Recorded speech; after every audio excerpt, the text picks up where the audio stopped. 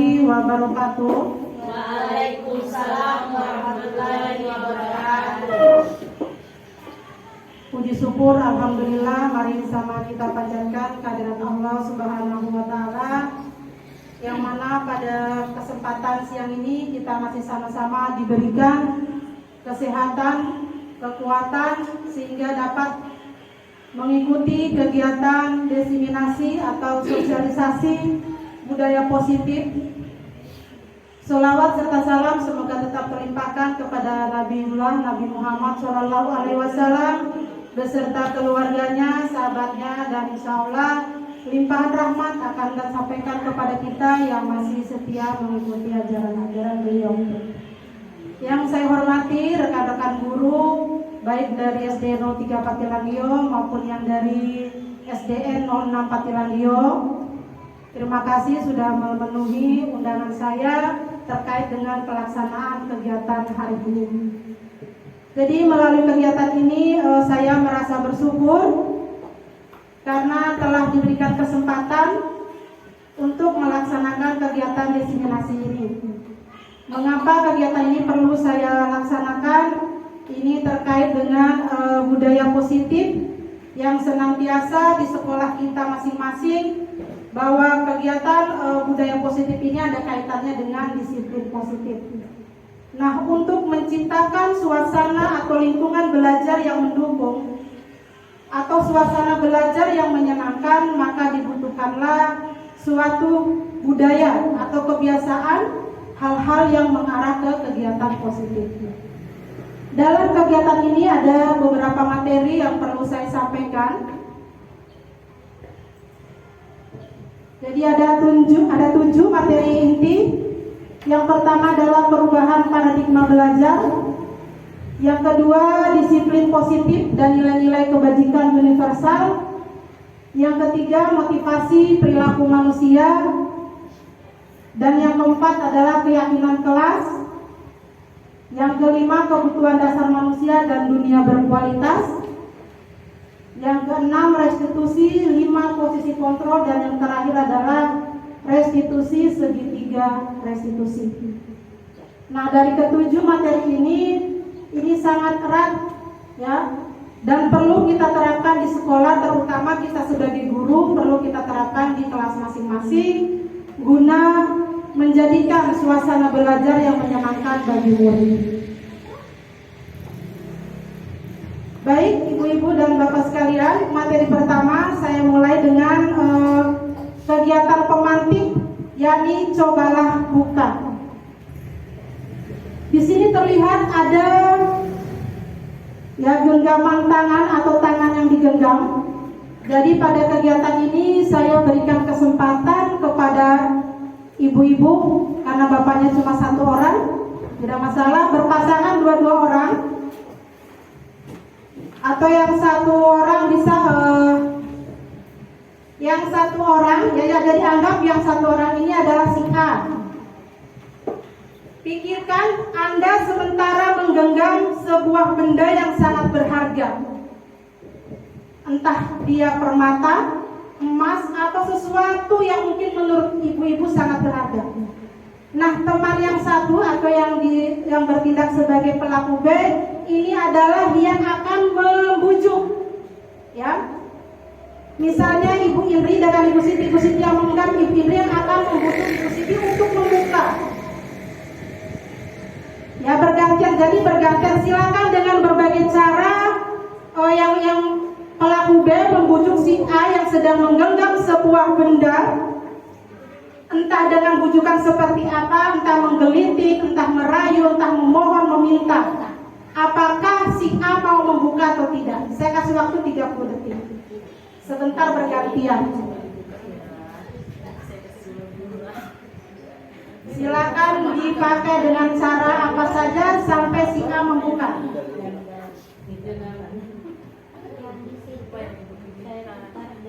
Hipnotis.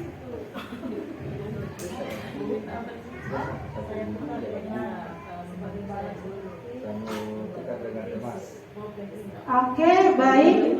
Sekarang bergantian, yang tadi menggenggam, sekarang yang membujuk, yang menggenggam. Bayangkan seperti sedia kala anggap yang ada di genggaman ibu-ibu adalah sesuatu yang sangat berharga.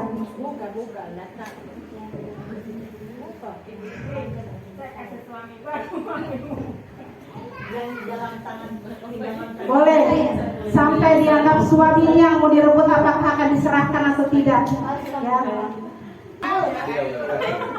Oke, cukup. Nah sekarang pertanyaannya, apakah yang ada di genggaman tadi, ya setelah mendapat bujukan dari teman Anda, apakah Anda membukanya? Ya, dibuka. Ada yang tidak membuka? Ada yang tidak membuka. Siapa yang tidak membuka tadi? Baik, ibu-ibu. Jadi, ya, disinilah ya peran kita sebagai kontrol. Ya. Posisi kontrol ini tergantung pada diri kita sendiri. Apakah kita akan membuka genggaman tangan kita ataupun tidak? Itu tergantung atas kemauan diri kita sendiri. Ya. Seberapapun besar bujukan, kalau memang kita berupaya tidak untuk membuka, pasti tidak akan terbuka. Ya. Sebaliknya, ya tanpa ada bujukan, kalau kita menginginkan untuk membuka, maka kita dengan sendirinya akan membuka. Nah, itu adalah gambaran bahwa kita dalam mendidik anak, dalam membujuk anak, dalam mengarahkan anak tidak bisa memaksa. Ya, itu ilustrasi dari kegiatan coba buka. Kalau memang diri murid tidak memiliki dasar ada kemauan dari dalam diri untuk melakukan perubahan, maka perubahan itu tidak akan terjadi. Kita sebagai pendidik hanya diarahkan, hanya diminta untuk mengarahkan, ya, atau menuntun. Baik, berikutnya terkait dengan percobaan tadi. Ini seorang ilmuwan, Dr. William Glasser, atau seorang pendidik, ya, merumuskan perubahan paradigma belajar menjadi teori kontrol, ya, tentang miskonsepsi makna kontrol itu sendiri. Yang pertama adalah ilusi guru mengontrol murid. Pada dasarnya kita tidak dapat memaksa murid untuk berbuat sesuatu jikalau murid tersebut memilih untuk tidak melakukannya. Walaupun tampaknya guru sedang mengontrol perilaku murid, hal demikian terjadi karena murid sedang mengizinkan dirinya untuk dikontrol. Saat itu bentuk kontrol menjadi kebutuhan dasar yang dipilih oleh murid. Teori kontrol menyatakan bahwa semua perilaku memiliki tujuan, bahkan terhadap perilaku yang tidak disukai. Jadi terkadang ada siswa kita yang berbuat sesuatu atau berbuat pelanggaran yang tidak kita sukai, tetapi kita tidak tahu, ya, bahwa kebutuhan dasar apa yang sedang diinginkan oleh siswa tersebut. Yang berikut, ilusi bahwa semua penguatan positif efektif dan bermanfaat. Penguatan positif atau bujukan adalah bentuk-bentuk kontrol segala usaha untuk mempengaruhi murid agar mengulangi suatu perilaku tertentu. Adalah suatu usaha untuk mengontrol murid tersebut. Dalam jangka waktu tertentu, kemungkinan murid tersebut akan menyadarinya dan untuk menolak bujukan kita, atau bisa jadi murid tersebut menjadi tergantung pada pendapat sang guru untuk berusaha. Jadi tidak semua menurut pandangan ini, ya, penguatan positif itu efektif dan bermanfaat. Yang berikut, ilusi bahwa kritik dan membuat orang merasa bersalah itu dapat menguatkan karakter. Jadi ibu menggunakan kritik dan rasa bersalah untuk mengontrol murid menuju pada identitas yang gagal. Mereka belajar untuk merasa buruk tentang diri mereka. Mereka mengembangkan dialog, ya. Kadang-kala sulit bagi guru untuk mengidentifikasi bahwa mereka sedang melakukan perilaku ini. Karena seringkali guru cukup menggunakan suara halus untuk menyampaikan pesan negatif.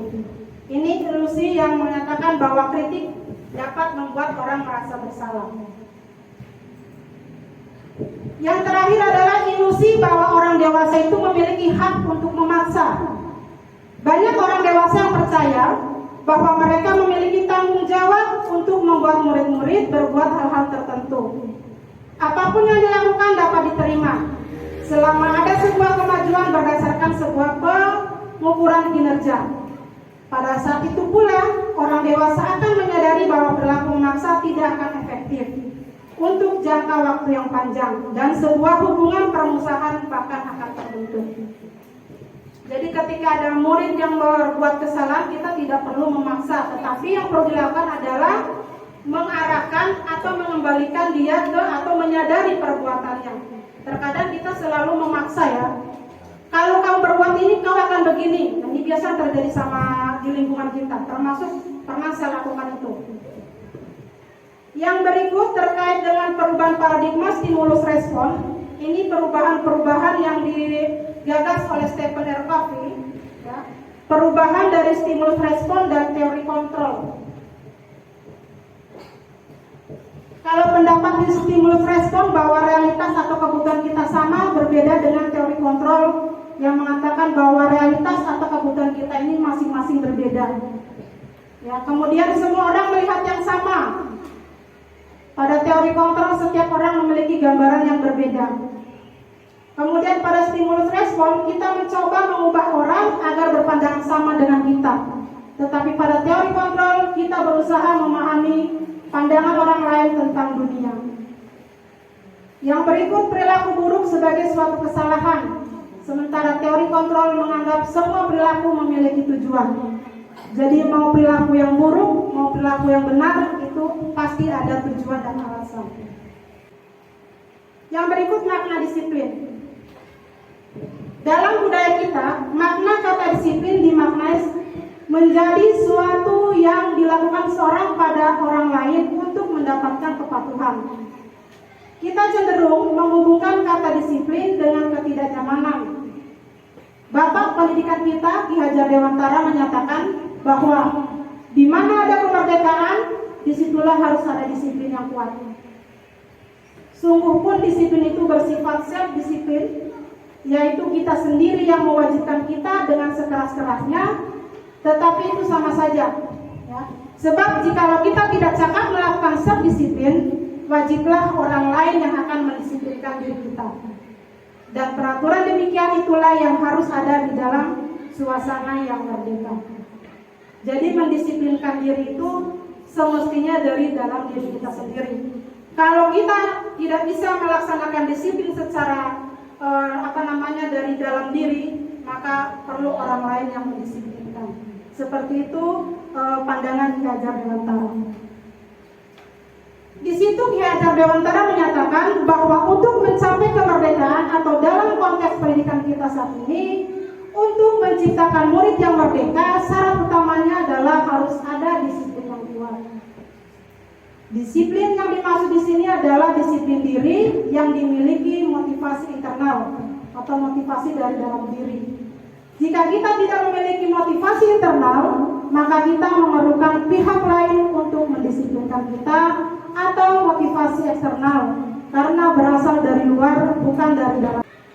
Oke, berikut tujuan disiplin.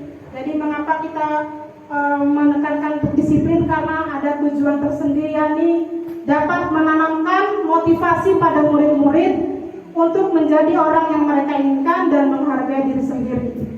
Dengan nilai-nilai yang mereka percaya, ketika murid-murid kita memiliki motivasi tersebut, maka mereka telah memiliki motivasi intrinsik yang berdampak jangka panjang.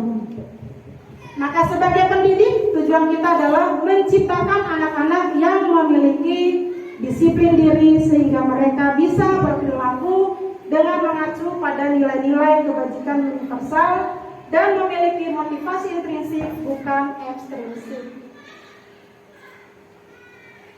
Kemudian dalam standar pendidikan nasional pun, ya, disiplin ini sangat menciptakan lingkungan yang positif. Maka setiap warga sekolah dan pemangku kepentingan perlu saling mendukung dan menghayati dan menerapkan nilai-nilai kebajikan yang telah disepakati bersama. Untuk dapat menerapkan tujuan mulia tersebut, maka seorang pemimpin pembelajaran perlu berjiwa kepemimpinan sehingga dapat mengembangkan sekolah dengan baik, agar terwujud suatu budaya sekolah yang positif sesuai dengan standar kompetensi pengelolaan yang telah ditetapkan. Tujuan mulia dari penerapan disiplin positif adalah agar terbentuk murid-murid yang berkarakter, berdisiplin, santun, jujur, peduli, bertanggung jawab, dan merupakan pembelajar sepanjang hayat sesuai dengan standar kompetensi lulusan yang diharapkan. Baik, yang berikut mengenai nilai-nilai kebajikan universal yang ada kaitannya dengan disiplin positif. Pengertian dari nilai-nilai kebajikan universal itu sendiri adalah nilai-nilai kebajikan yang disepakati bersama lepas dari suku bangsa, agama, bahasa maupun latar belakangnya. Nilai-nilai ini merupakan payung besar dari sikap dan perilaku kita, atau nilai-nilai ini merupakan fondasi berperilaku. Nilai-nilai kebajikan adalah sifat-sifat positif manusia yang merupakan tujuan mulia yang ingin dicapai setiap individu, seperti yang telah dikemukakan oleh Dr. William Glasser pada teori kontrol, menyatakan bahwa setiap perbuatan memiliki suatu tujuan, dan selanjutnya Diana Boston mengemukakan bahwa dengan mengaitkan nilai-nilai kebajikan yang diyakini seseorang, maka akan dapat menimbulkan motivasi intrinsik. Yang berikut, jadi sebenarnya dalam modul ini ada 6 ya, ada 6 institusi yang mengembangkan nilai-nilai kebajikan universal. Saya hanya mengambil satu contoh dari institusi The Virtue Project atau proyek nilai-nilai kebajikan. Di sini silakan Bapak Ibu boleh dicermati. Ini adalah contoh-contoh nilai kebajikan yang perlu kita terapkan pada siswa-siswa kita. Kemudian di kurikulum sekarang, yang dikenal dengan kurikulum merdeka, maka nilai-nilai kebajikan yang kita akan terapkan ini adalah yang kita kenal dengan istilah profil pelajar Pancasila. Jadi 6 ya, 1, 2, 3, 4, 6 yang harus kita tanamkan betul-betul dalam diri siswa. Dan beriman, bertakwa kepada Tuhan Yang Maha Esa dan berakhlak mulia. Yang kedua mandiri, yang ketiga bernalar kritis, yang keempat berkebinekaan global, dan yang kelima bergotong royong, dan yang keenam adalah yang berikutnya. Ini motivasi perilaku manusia, materi yang ketiga. 3 motivasi perilaku manusia menurut Diana Boston. Jadi dalam bukunya Restitusi School Disiplin menyatakan ada 3 motivasi perilaku manusia yang bisa kita sering lakukan. Jadi yang pertama, ya, orang melakukan sesuatu itu karena untuk menghindari ketidaknyamanan atau hukuman. Yang kedua, untuk mendapatkan imbalan. Jadi biasa orang melakukan sesuatu atau mengerjakan sesuatu itu karena motivasinya ingin mengharapkan sesuatu imbalan atau penghargaan dari orang lain. Dan yang ketiga, untuk menjadi orang yang mereka inginkan. Nah, ini motivasi yang ketiga. Mereka berbuat sesuatu, mengerjakan sesuatu karena lahir dari dalam dirinya, karena percaya akan nilai-nilai yang mereka miliki. Nah, dari ketiga nilai ini, yang nilai pertama dan kedua ini bersifat eksternal, dan yang nilai ketiga ini adalah bersifat internal.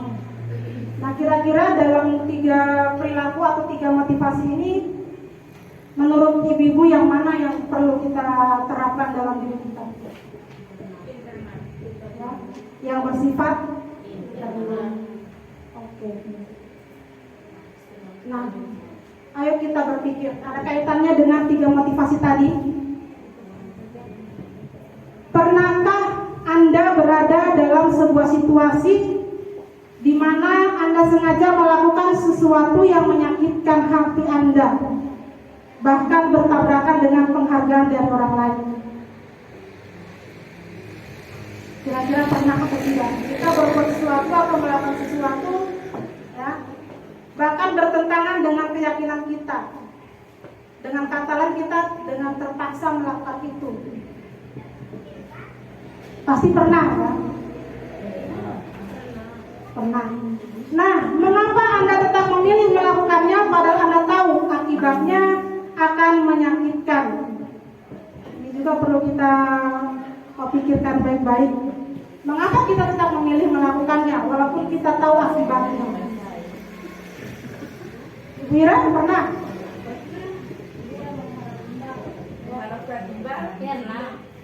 Pernah melakukan sesuatu karena mengharapkan imbalan.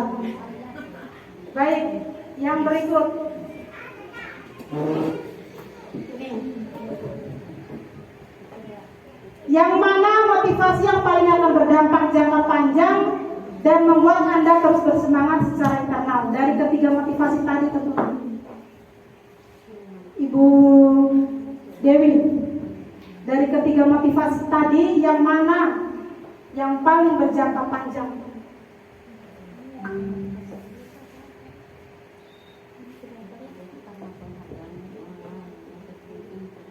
Bu Yuli, yang ketiga, oke. Jadi yang ketiga. Kemudian pertanyaan berikut, sebagai seorang guru, saat Anda hadir mengajar di kelas tepat waktu, motivasi apakah yang mendasari tindakan Anda? Kan sekali-kali kita tepat ya datang di kelas, ya mungkin bahkan sebelum guru-guru lain sudah ada, kita sudah ada duluan. Nah, kira-kira apa yang mendasari? Adakah kaitannya dengan tiga motivasi tadi? Ada ya? Baik. Yang berikut, menurut Anda dari ketiga jenis motivasi tadi, motivasi manakah yang saat ini paling banyak mendasari perilaku murid-murid Anda di sekolah? Jadi perilaku murid yang seperti apa kaitannya dengan motivasi tadi yang terjadi di sekolah kita? Penghargaan ya? Ya tentunya jelas sekali. Biasanya kita menyuruh anak atau bahkan melakukan murid kalau diiming-imingi dengan nilai, ya misalnya ibu akan beri nilai begini, pasti mereka akan semangat melakukannya. Nah itu yang sebenarnya sebentar ada kaitannya dengan penghargaan menghukum, yang menghukum dengan penghargaan. Ini ada kaitannya. Jadi tidak selamanya penghargaan itu sebenarnya baik untuk murid, ya. Tetapi bahkan menghukum mereka. Yang terakhir, strategi apa yang selama ini Anda terapkan untuk menanamkan disiplin positif pada murid-murid Anda? Supaya anak-anak tidak datang terlambat, atau misalnya anak-anak supaya mengerjakan tugasnya, kira-kira strategi apa?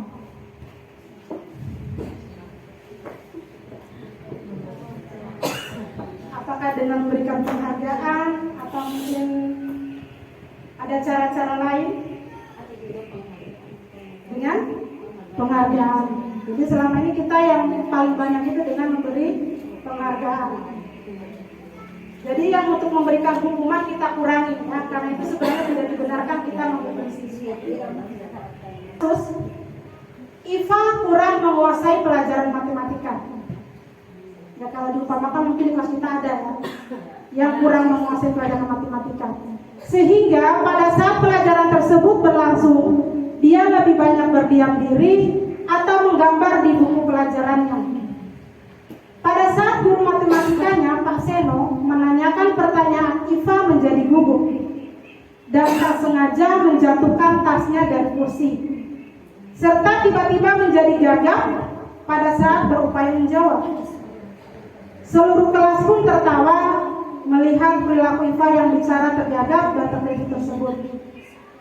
Pak Seno pada saat itu membiarkan teman-teman Iva mentertawakan Iva yang tergagap dan malu luar biasa, dan malahan minta Iva untuk maju ke depan dan berdiri di depan kelas sambil menunjuk hidungnya. Jadi menunjuk hidungnya sambil berdiri.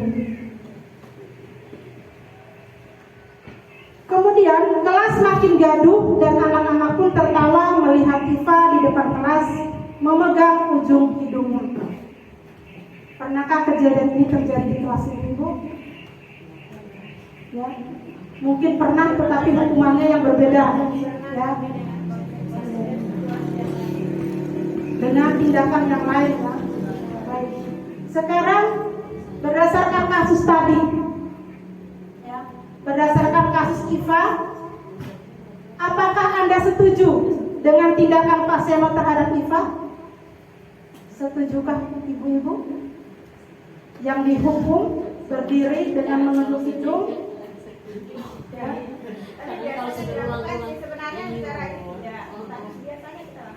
Biasa lakukannya, tapi tergantung mood kita ya. Kalau mood kita baik, pasti tindakannya pun akan mengarah ke yang baik. Nah, jadi kembali lagi ke diri kita. Sekarang, menurut Anda, tindakan Pak Seno terhadap Iva adalah sebuah hukuman atau konsekuensi? Hukuman atau konsekuensi? Hukuman. Mengapa? Mengapa sampai dikatakan itu adalah tindakan yang menghukum? Ya? Karena Pak Seno itu menganggap si Iva itu bersalah. Jadi anggapannya Pak Seno bahwa si Iva adalah bersalah. Mungkin ada pendapat yang lain kenapa sampai dikatakan bahwa tindakan Pak Seno itu adalah menghukum, bukan konsekuensi.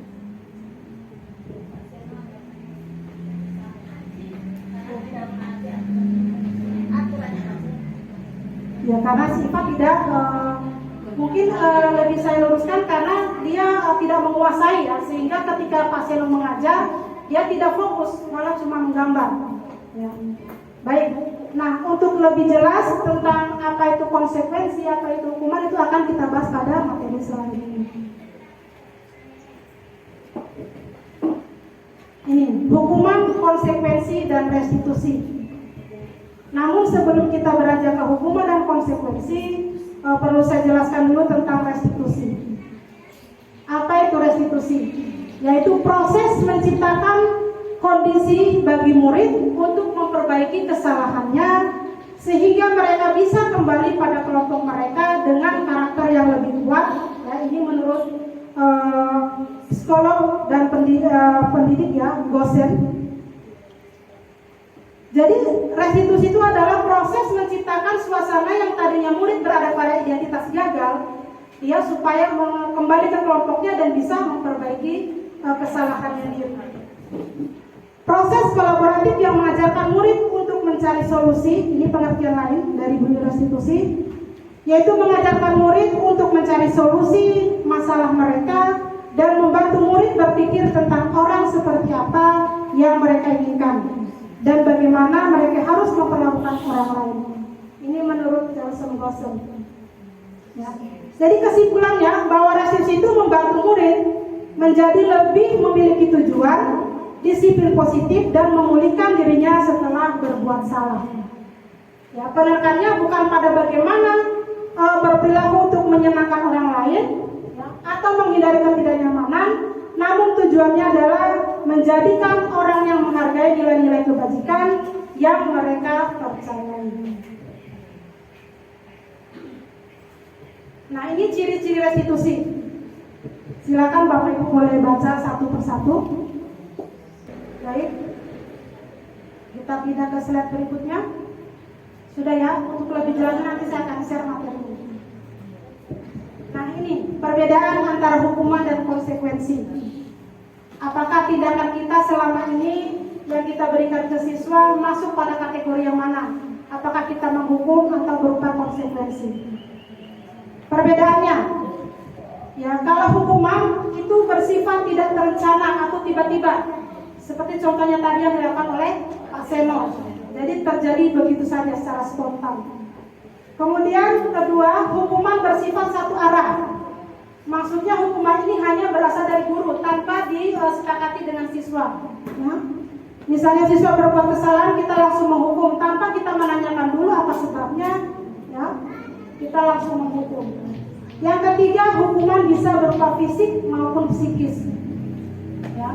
Jadi hukuman itu bisa dalam bentuk fisik, ya kita memukul, kita mencubit, ataupun dalam bentuk psikis atau dalam bentuk perkataan. Nah, kemudian yang konsekuensi ini sudah terencana, jadi sudah direncanakan antara guru dengan siswa. Misalnya aturannya ini, ya. Kemudian konsekuensinya kalau misalnya dilanggar apa, itu sudah ada kesepakatan. Yang kedua sudah dibahas dan disepakati sebelumnya secara bersama antara guru dan siswa. Yang ketiga diberikan sesuai data yang dapat terukur. Ya, misalnya kita memberi kesempatan sampai 3 kali atau 2 kali. Jadi kita pada kesepakatan kalau sampai 3 kali tidak belum baik, maka ibu akan berikan ini. Sebelum saya lanjutkan, saya minta umpan balik dari ibu ya terkait tentang hukuman atau konsekuensi ya dari tindakan-tindakan, contoh tindakan yang dilakukan oleh seorang guru, ya taruhlah kita yang melakukan dan ini Saya mengharapkan umpan baliknya untuk Bapak Ibu menentukan apakah ini berupa hukuman ataupun konsekuensi. Bagi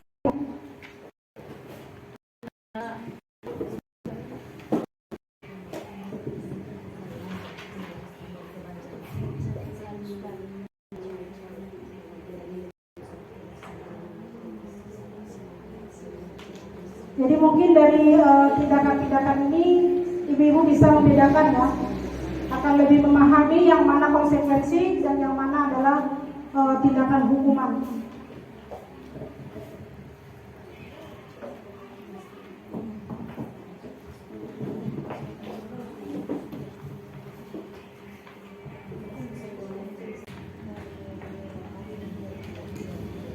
Ada yang sudah, Ibu? Sudah.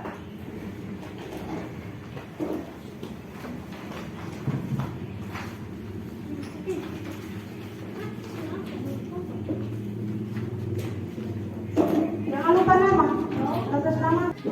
Masih bisa lanjut? Lanjut. Atau mau speaking dulu? Speaking. Oke, coba berdiri. Berdiri semua ibu. Ibu-ibu dan bapak, kan kebetulan bapaknya cuma satu.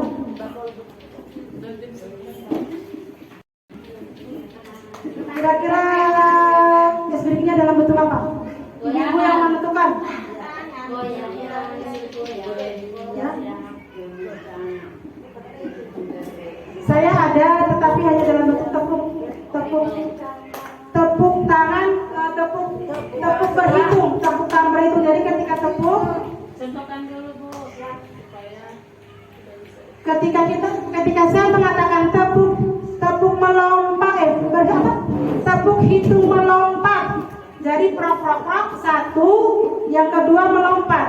Kemudian tiga, yang keempat melompat. Hitung melompat. 1, 3.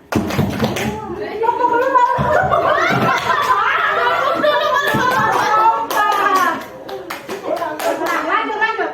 Prok. 3. Kita lanjutkan materi yang berikut. Sebentar, kita lihat screeningnya setelah materi. Baik, ibu-ibu, terima kasih.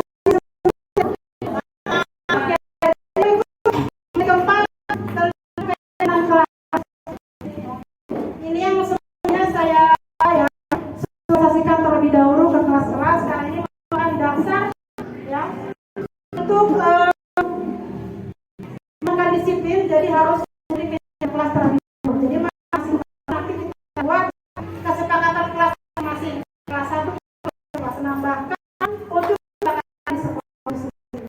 Baik, ya. Nilai kebajikan universal yang disepakati secara surat lepas dari latar belakang suku, negara, bahasa maupun agama. Nilai ini merupakan nilai lintas budaya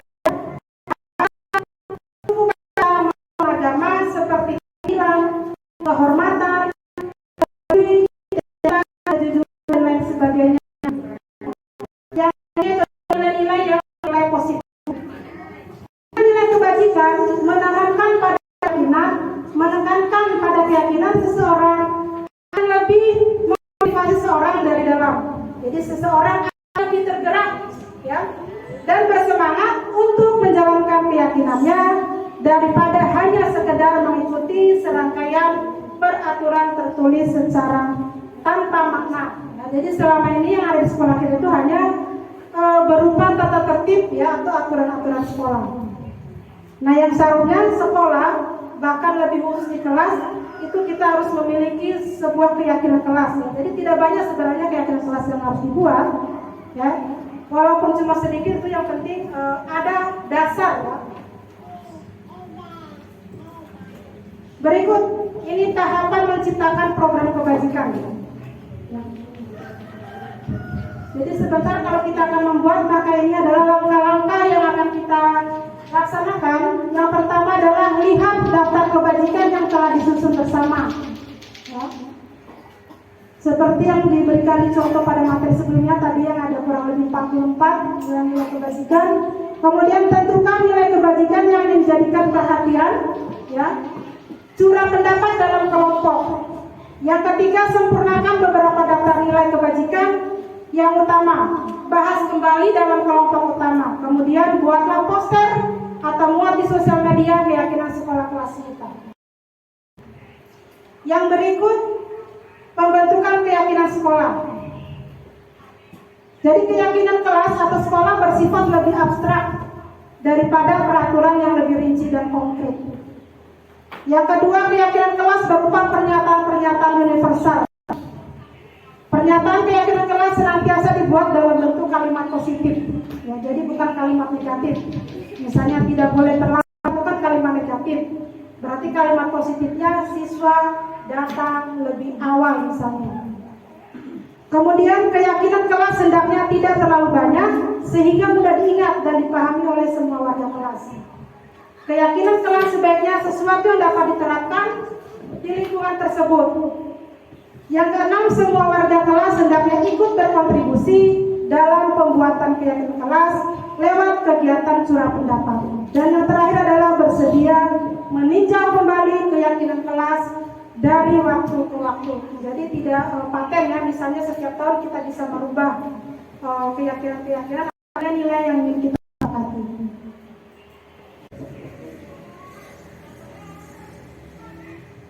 Ini kebutuhan dasar yang seringkali kita tidak pahami.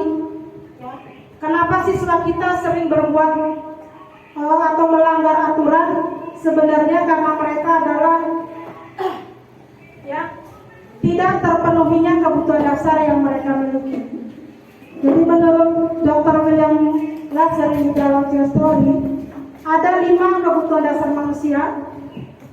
Jadi yang pertama adalah bertahan hidup, ya. Kemudian kasih sayang dan rasa diterima, kemudian kebebasan, kesenangan dan penguasaan. Ini yang benar-benar harus kita pahami. Ya, harus kita mengerti bahwa siswa ini memiliki kebutuhan ini.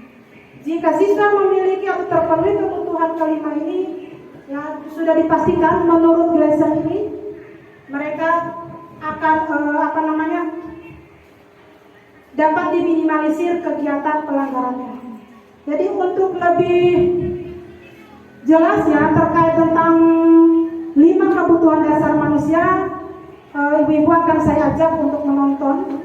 Jadi menonton materi tentang 5 kebutuhan dasar manusia.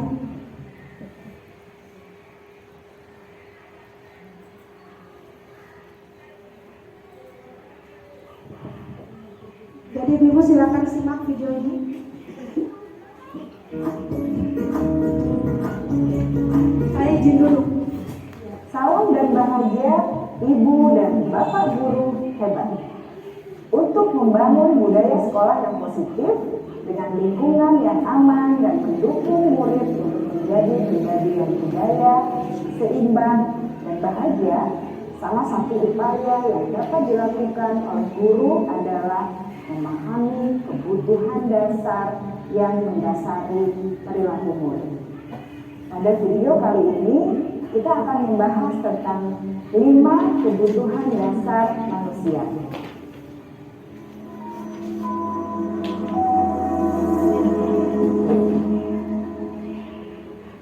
Ki Hajar Dewantara dalam salah satu kutipannya menyatakan, kita ambil contoh perbandingannya dengan hidup tumbuh-tumbuhan. Seorang petani dalam hakikatnya sama kewajibannya dengan seorang pendidik yang menanam padi misalnya. Hanya dapat menuntun tumbuhnya padi. Ia dapat memperbaiki kondisi tanah, memelihara tanaman padi, memberi pupuk dan air, membasmi ulat-ulat atau jamur-jamur yang mengganggu hidup tanaman padi, dan lain sebagainya. Ketika guru memahami kebutuhan apa yang mendasari perilaku murid, dan guru berusaha menuntun dan mendukung murid dalam memenuhi kebutuhannya secara positif, pada hakikatnya guru tersebut ibarat seorang yang gambaran 5 posisi kontrol yang ada kaitannya dengan posisi penghukum, pembuat merasa bersalah, ya, posisi sebagai teman atau pemantau, dan yang terakhir adalah manajer.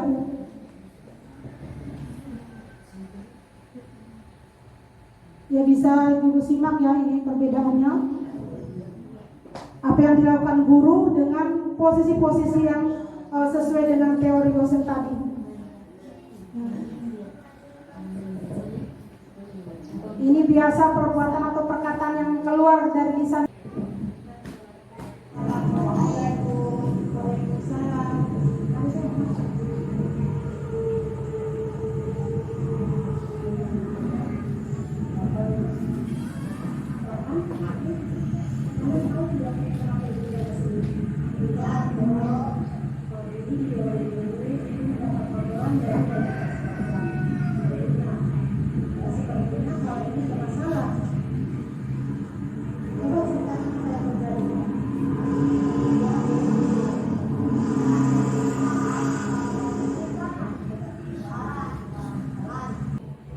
Baik, jadi itu adalah contoh penerapan segitiga restitusi yang sudah saya jalankan terhadap siswa kelas 4. Jadi kasusnya itu adalah mereka bermain dalam kelas, kemudian main kejar-kejaran sehingga menabrak kaca lemari yang ada dalam kelas 4 dan akhirnya pecah. Ya. Jadi setelah ditindaki, mereka mengaku salah dan bersedia untuk menukar kaca tersebut. Nah, di sini menggambarkan bahwa dalam menindaki suatu perbuatan yang melanggar, yang menurut kita melanggar, itu dapat kita berikan solusi atau pilihan. Ya. Jadi kita tawarkan ke mereka atau ke siswa, kira-kira apa yang akan dilakukan setelah mereka melakukan sebuah pelanggaran. Jadi ibu-ibu terkait materi disiplin positif, ya, atau budaya positif. Mudah-mudahan apa yang sudah saya sampaikan tadi bisa dipahami dan harapan saya bisa diterapkan di kelas masing-masing. Terima kasih kepada Ibu Dewi dengan Ibu Indri dari SD 06 yang telah memenuhi undangan saya untuk mengikuti diseminasi ini. Semoga apa yang dapat didapatkan hari ini bisa diterapkan pula di sekolah ibu dan bisa berbagi lagi kepada teman-teman yang ada di SD 06. Nah, untuk teman-teman rekan-rekan saya, rekan guru yang ada di SD 03, saya mengucapkan terima kasih atas segala dukungan, bantuannya, motivasi sehingga terlaksana kegiatan diseminasi ini. Terima kasih. Assalamualaikum warahmatullahi wabarakatuh.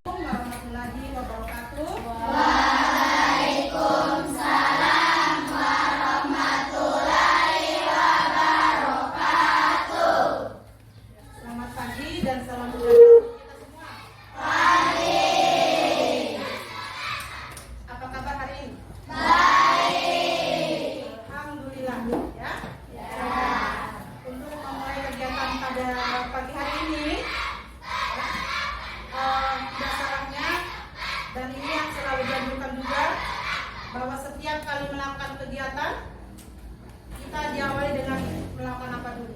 Berdoa. Sekarang ibu minta kalian fokuskan hati dan pikiran, ya, berdoa sesuai dengan keyakinan kita masing-masing. Untuk hari ini yang pimpin ya. Berdoa dimulai. Baik ya, amin amin ya rabbal alamin. Semoga doa kali ini diterima oleh Allah Subhanahu wa Ta'ala. Baik adik-adik semua, jadi untuk mengawali kegiatan belajar, ya, di sini Ibu akan membuat dulu kesepakatan kelas, ya, atau yang mungkin sebelumnya kita kenal dengan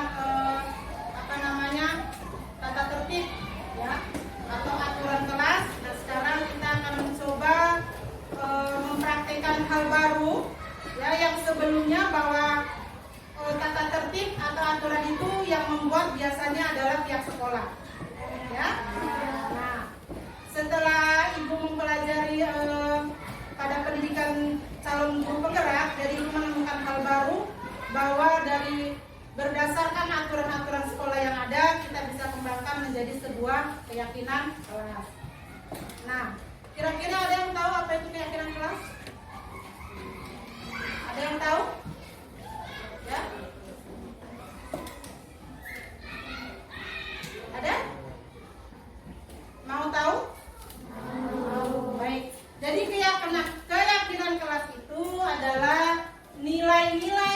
positif, ya, atau aturan-aturan baik yang disepakati bersama antara kita sebagai guru dengan adik-adik sebagai murid atau sebagai siswa, ya. Jadi kalian ibu akan minta masing-masing siswa menuliskan satu gagasan atau satu ide, kira-kira apa yang akan saya sumbangkan atau yang akan saya curahkan terhadap kelas ini yang nantinya akan menjadi sebuah kesepakatan, ya.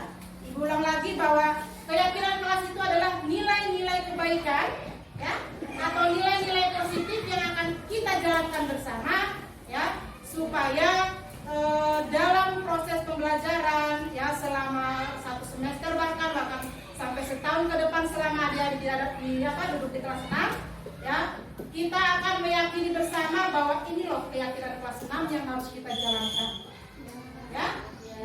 Dan setelah terbentuk keyakinan kelas itu, maka tugas adik-adik adalah mentaati atau melaksanakan sesuai dengan keyakinan kelas yang sudah dibuat, ya. Nah, bagaimana yang tidak melaksanakan berdasarkan kesepakatan tadi misalnya? Ya, misalnya nanti akan tercipta satu keyakinan tentang disiplin, ya. Kemudian ada siswa atau mungkin bahkan ibu yang melanggar keyakinan tersebut. Apakah ada tindakannya? Ya, ada. Ya, tentu harus ada. Atau yang kita kenal dengan istilah konsekuensinya, ya, atau resikonya atau bentuk tanggung jawab kita apabila kita melanggar sebuah keyakinan, ya. Baik, dari dalam pembuatan keyakinan kelas ini, ya, ini ibu akan bagi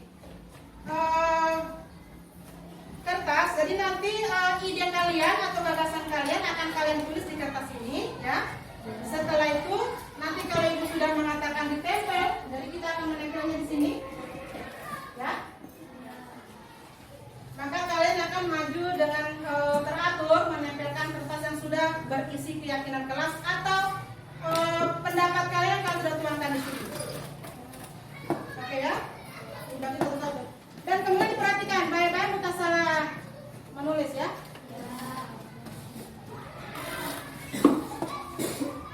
Boleh di bangku itu bagi yang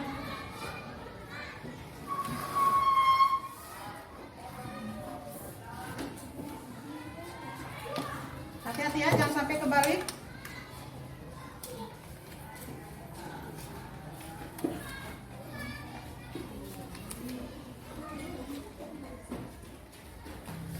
Ya, silakan bebas, ya. Apa yang ingin kalian tuangkan, apa yang ingin kalian tuliskan, ya, ibu serahkan ke kalian. Ibu kasih waktu 1 menit, bisa? Oke. Kasih kesempatan dulu yang sebelah sini. Yang sebelah sini untuk menempel hasil idenya di karton ini. Silakan mulai dari Umran, maju, tempel.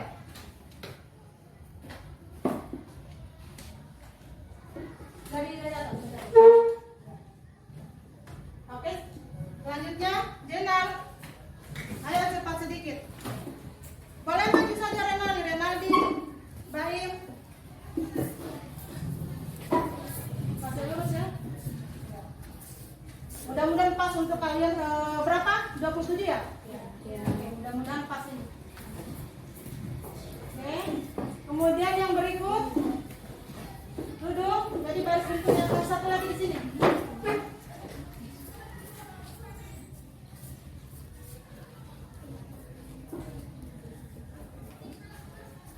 Baik, Ibu sekarang kasih kesempatan yang di depan. Di depan dulu, di depan. Kita atur sedemikian rupa supaya kelihatan kemarin. Oke, yang mau yang dua orang, yang ini boleh?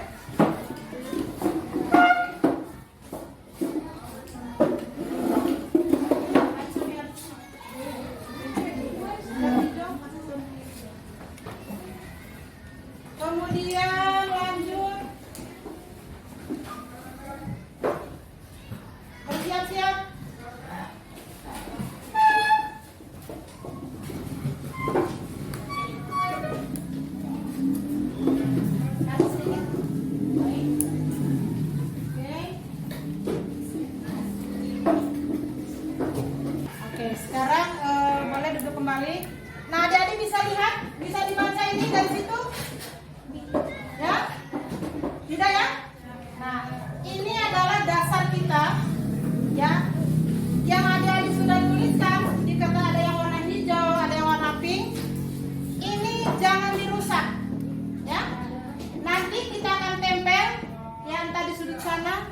buku di kanannya ibu.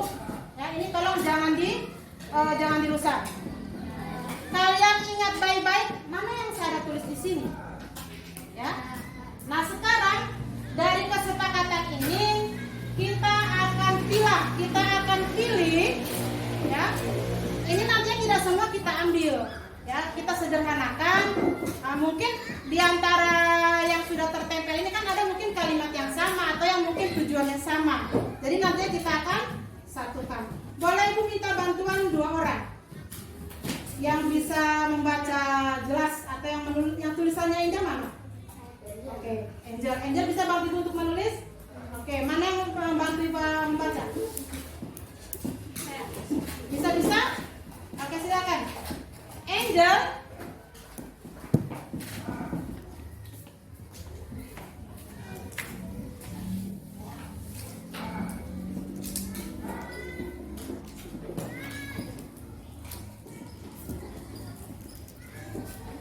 Silakan nomor 1 dan seterusnya Angel yang meneruskan ya. Bisa baca dari yang pertama. Kemudian akan ditutup di sini ya supaya bisa dilihat kan tadi tidak diketahui yang teman-teman ada tulis kan. Nah sekarang kita akan melihat dan kita akan saksikan, kita dengar apa yang sudah ditulis oleh teman-teman kalian. Rajin membaca. Oke, rajin.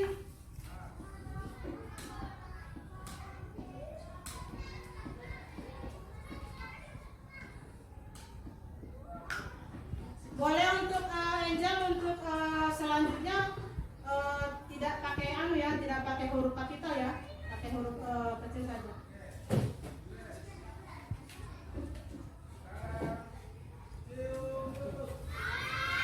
Yang kedua, Jika keluar kelas harus meminta izin kepada guru.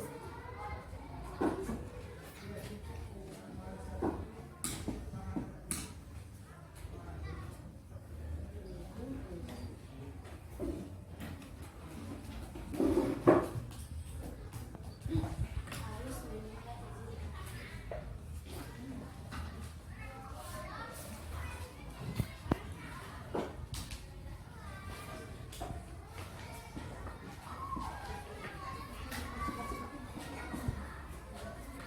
stop dulu ya. Untuk 2 ini, rajin membaca buku, kemudian jika keluar kelas harus meminta izin. Sepakat kita? Ada yang sepakat? Ya. Rajin membaca buku sepakat? Jika keluar kelas harus meminta izin sepakat? Ini yang nantinya akan kalian jalankan. Lanjut yang ketiga. Jangan terlalu jarang, masih ada yang lain. Jangan terlalu jarang menulis. Membela teman-teman bergerak. Membela. Tunggu dulu. Membela teman-teman berkelahi. Artinya mendukung. Ya. Membela teman yang berkelahi berarti kalau ada yang teman berkelahi dibela atau bagaimana maksudnya? Ya? Dipisahkan. Didukung atau tidak kalau ada yang berkelahi? Tidak, tetapi maksudnya di sini kalau ada yang berkelahi, boleh ibu bantu luruskan? Misalnya begini, ya, tidak berkelahi dalam kelas, ya, supaya lebih jelas tidak berkelahi. Kalau kita membela teman yang berkelahi, artinya itu kita mendukung. Dan itu tidak bisa, kita tidak bisa mendukung orang yang berkelahi. Ya, yang semestinya kita harus menasihati supaya tidak berkelahi. Boleh ibu luruskan kalimatnya tadi? Ya, tidak berkelahi dalam kelas. Boleh ya? Sepakat? Baik.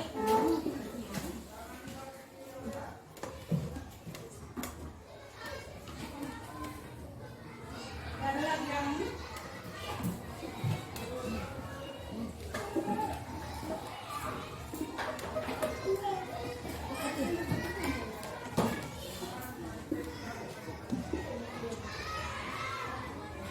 tidak berkelahi dalam kelas.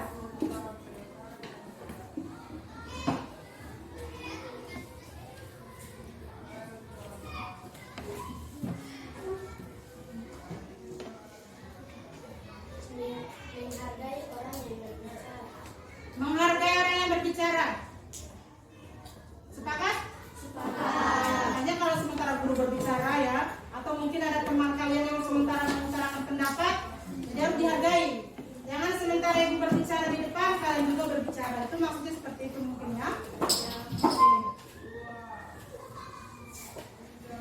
Berdoa sebelum dan sesudah belajar.